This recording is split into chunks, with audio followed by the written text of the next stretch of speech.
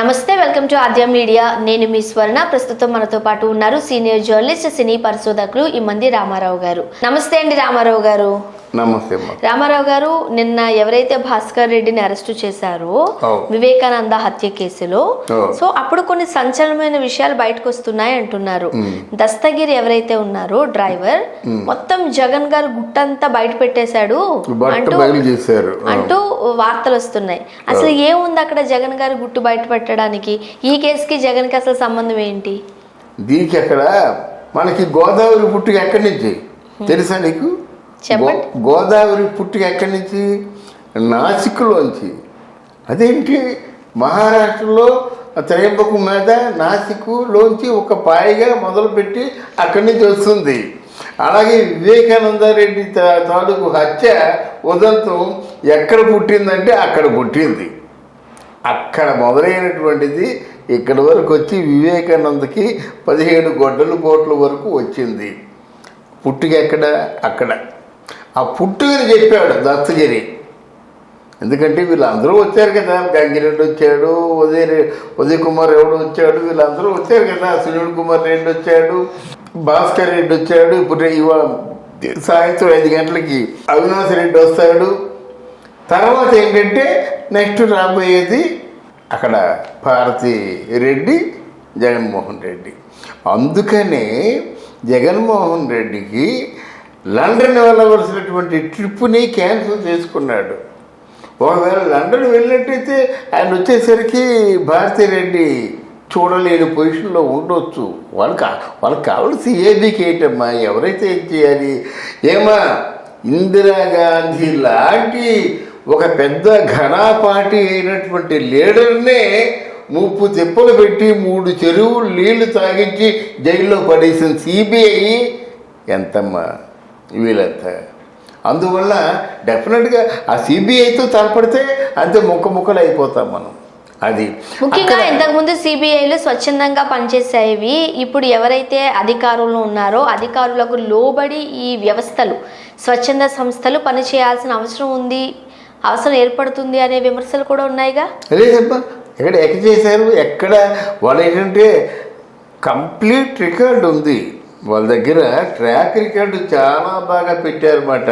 ఈరోజు ఉదయం పేపర్ చదివినట్టయితే వాళ్ళ సిబిఐ దగ్గర ఎంత మంచి ట్రాక్ రికార్డు ఉందంటే, మినిట్స్ ప్రోగ్రామ్ ఉందమ్మా, గూగుల్ టేక్అవుట్ ఉందమ్మా, ఎక్కడి నుంచి ఎన్ని ఫోన్లో ఉన్నాయమ్మా, ఫోన్లో ఏం మాట్లాడారో ఉన్నాయమ్మా. ఆ ఫోన్ భారతీ రెడ్డిదా ఇంకెవరిదా ఉందమ్మా. అవినాష్ రెడ్డి మాట్లాడా నవీన్తో, ఇంకెవరు మాట్లాడారు? అవినాష్ రెడ్డి నవీన్ ఫోన్ చేస్తే నవీన్ ఏమో భారతీ రెడ్డి ఫోన్ ఇచ్చిందమ్మా. మరి జగన్మోహన్ రెడ్డి ఏ విధంగా వీళ్ళని గైడ్ చేశాడు, ఏ విధంగా వీళ్ళకి భరోసా ఇచ్చాడు, ఎలా ధైర్యం చెప్పాడో దస్తగిరి బయలు చేశాడనమాట.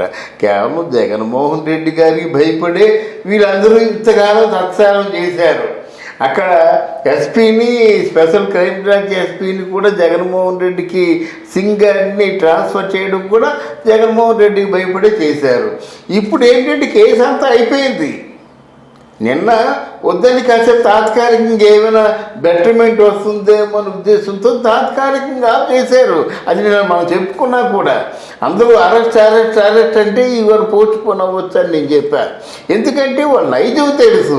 ఈరోజు అరెస్ట్ అవ్వడానికి చాలా అవకాశాలు ఉన్నాయి, లేకపోతే నెలాఖరు దగ్గరలో అరెస్ట్ చేస్తారు. ఇది జరగబోయేది అన్నమాట. ఎందుకంటే ఇక్కడ అవినాష్ రెడ్డిని అరెస్ట్ చేయడం గొప్ప కాదు. దీని తర్వాత వాట్ నెక్స్ట్, దాన్ని ఆపడం కోసం జగన్మోహన్ రెడ్డి ప్లాన్ చేస్తాడు. అక్కడ భారతీ రెడ్డి పబ్లిక్లో రాకూడదు. జగన్మోహన్ రెడ్డి విక్టిమ్ అని, జగన్మోహన్ రెడ్డి నుంచే ఈ తాలూకు వ్యూహం వచ్చిందని పబ్లిక్లో రాకుండా ఇది ఎలా చేయాలి?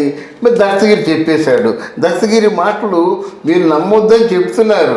సిబిఐ ఏం చెప్తున్నారంటే దస్తగిరి ఆ రోజు ఈ రోజు ఏ రోజు కూడా ఆ మాట చెప్తున్నాడు. పైగా దస్తగిరి ఏం చెప్తున్నాడు, నా మాటల్లో ఏదైనా రాంగ్ అని మీరు ప్రూవ్ చేసినట్టయితే జీవితాంతం ఈ శాతాల్లో ఉండిపోతా అంటున్నాడు. ఇప్పుడు దస్తగిరి ఎక్కడున్నారు? బెయిల్ మీద బయట ఉన్నారు కదా. సో మరి దస్తగిరి గారిని సునీత గారు కలిశారు, సునీత రెడ్డి గారు కలిశారు. సో ఇదే వ్యాఖ్యలు సునీత రెడ్డి గారు కూడా చెప్పి ఉండాలి. మరి సునీత రెడ్డి గారు ఎందుకు ఇందులో మా అన్న ప్రమేయం ఉంది అని అనడం లేదు? ఎవరు ఎందుకు చెప్తుంది కదా.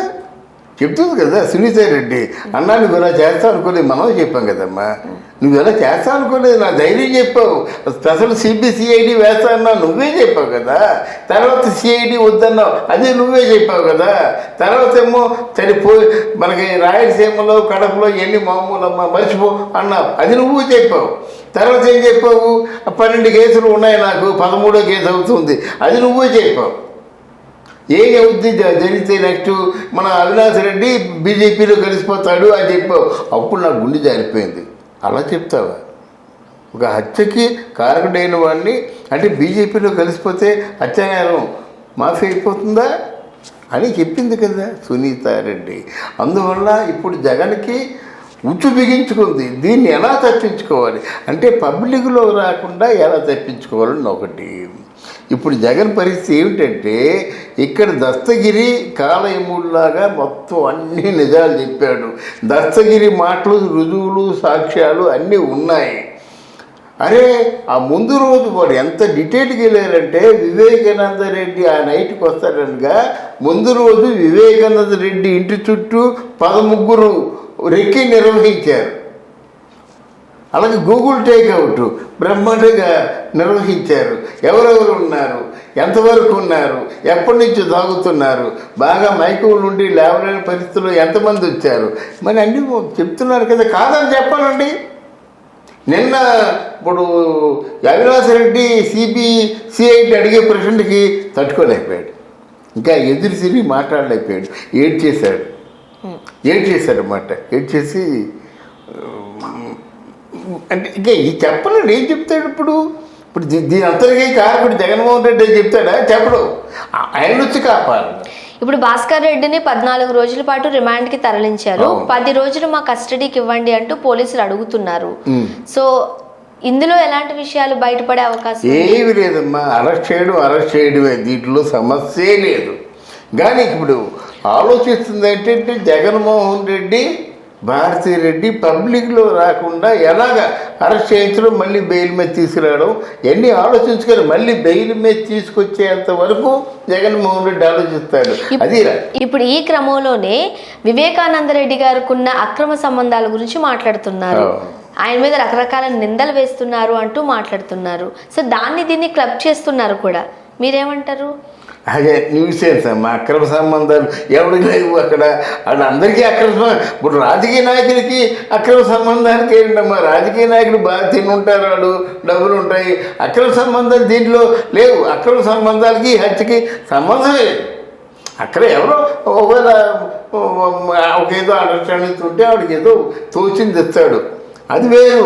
అక్రమ సంబంధాల వల్ల సొంత కూతురు తన మొగుడు చెప్పి హత్య చేయమని చెప్పి పురమాయించేలాగుంటే కాకిలాగా హస్తినాంత తిరుగుతుంది ఆవిడ. ఇట్లాంటి న్యూసెన్స్ అన్నమాట. ఏదో ఈ కేసును కొంచెం మాపు చేద్దాం అంటే ట్విస్ట్ ఇద్దాం అనుకున్నారు. రికార్డెడ్గా ఉన్నాయి అన్నీ, అక్రమ సంబంధాలు అంటే రికార్డెడ్గా ఉన్నాయి. దత్తగిరి చెప్పాడు ఎవడెవడు ఎన్ని పోట్లు పొడిచాడు, అలాగే తను నెత్తురు మడుగుల్లో పడుగుండిపోయినట్టయితే లాక్లో ఈడిపోటు ఏమిటి ఆయన చెప్పాడు. నేను ఆ లాక్లో లేస్తున్నా నాకు గుండెల్లో పొడి చేశానని చెప్పాడు. ఇంకేం చెప్తారు? మరి డైరెక్ట్గా నేనే పొడిచానని చెప్పిన వ్యక్తి బయట ఎలా తిరగలుగుతున్నాడు? ఏది అని పోలీస్ కస్టడీలో ఉన్నాడు కదమ్మా ఆయన. రిమైండ్ ఇప్పుడు మామూలు రిమైండ్లో ఉన్నాడు, బెయిల్ తీసుకున్నాడు, ఆయనకి సెక్యూరిటీ ఉంటుంది. ఆయన ముందే చెప్పాడు కదా, నా ప్రాణానికి జగన్మోహన్ రెడ్డి వల్ల అవినాష్ రెడ్డి వల్ల హాని ఉందని చెప్పాడు. అర్థమైందా? ఎప్పుడైతే పోలీసుల దృష్టిలోనూ నా ప్రాణానికి హాని ఉందంటే ఆయనకి ప్రాణాలు కాపాడవలసిన బాధ్యత పోలీసులదే కదా. జగన్మోహన్ రెడ్డి వల్ల నా ప్రాణాలకి హాని ఉంది అని చెప్పాడు. డెఫినెట్గా కాపాడాలి. చూడాలండి ఏం జరగబోతుందో. అది తప్పకుండా అమ్మా, న్యాయం గెలుస్తుంది. Thank you so much.